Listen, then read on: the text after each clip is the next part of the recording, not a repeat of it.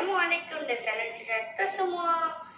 Nama saya Arash Aliman bin Abdul Kadir dari SK Pematang Raja. Hari ini saya ingin membawa kawan-kawan semua ke satu alam yang penuh rahsia, kuasa dan tarikh dan gigi berdarah. Tapi jangan risau, bukan cerita seram sangat, tapi memang penuh misteri. Buku yang saya nak kongsikan pada hari ini ialah Misteri Raja Bersiung. Ditulis oleh Ibnu Ibrahim At-Tawari. Kenapa saya pilih buku ini? Apa rahsia dia? Sebab tajuk dia dah buat saya tertanya-tanya, siapa Raja Bersiung ni? Kulit depannya memang menarik. Ada gambar raja dengan mata merah menyala, pakai mahkota, dan ada darah ke gigi. Seram kan? Tapi seronok. Buku ini diterbit oleh ITBM dan tebal dia pun sederhana.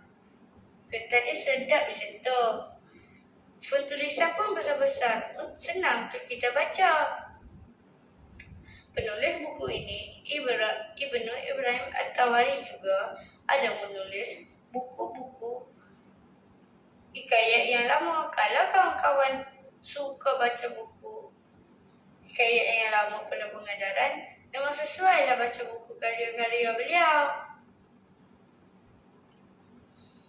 Genre buku ini ialah fiksyen sejarah rakyat.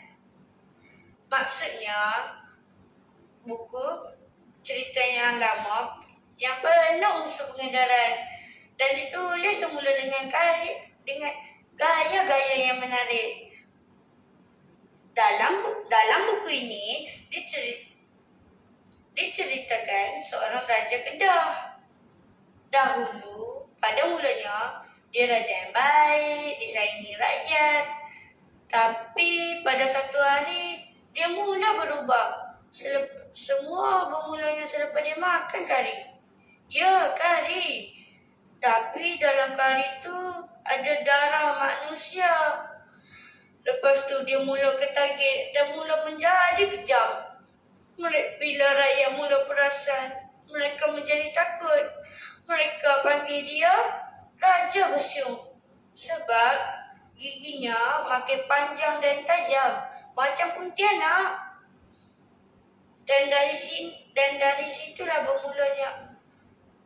Dan rakyat mula menderita. Tapi akhirnya ada seorang pahlawan yang bangkit untuk melawan kezaliman. Dan dari situlah bermulanya rakyat menentang pemerintah yang zalim. Cerita ini penuh dengan aksi, emosi, dan misteri. Apa yang saya belajar daripada buku ini? Yang pertama, kuasa tanpa iman akan jadi bahaya. Yang kedua, jangan ikut nafsu.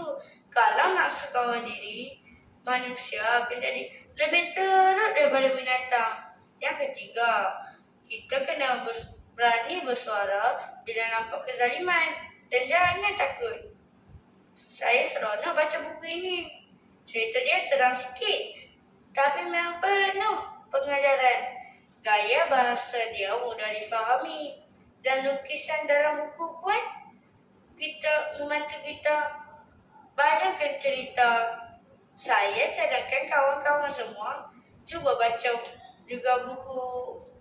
Bukan saja seronok, tapi kita dapat fahami nilai perjuangan, kebenaran dan erti keadilan. Sekian daripada saya, Arash Aliman bin Abdul Kadir dari SK Pematang Raja.